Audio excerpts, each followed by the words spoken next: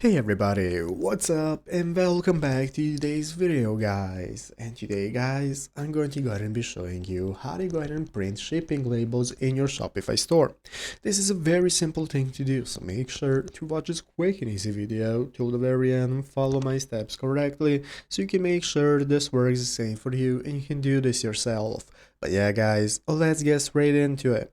So the first thing we want to do is to go ahead and open up the official Shopify website if you have not already. So go right here to shopify.com, and from there you're going to go and be able to log into your account in the upper right corner, or go ahead and sign up for one if you do not already have one. So after logging in, this is going to be the main page that you're greeted by. From this home page we can get started with setting up our store and managing our store options, and here at the left side of the screen we can find all the sections we can access. So right here at the left side of the screen you can go and open up the settings menu at the bottom left corner. That's going to enable you to open up the shipping options right here that you have. So in your shipping options, you're going to go and be able to go and take a look at the shipping labels you're using, so you can go ahead and buy labels with the lowest rates and calculate your rates right here. So once you've set up your shipping labels and all the shipping options that you have for your store, you're going to go and be able to find them right here in the orders section. So go ahead and open up your orders. From where we can get started taking a look at all the orders we have by our customers. As you can see, currently I do not have any orders, but if you have them, you can just go ahead and click on the order that you want to print the shipping labels for,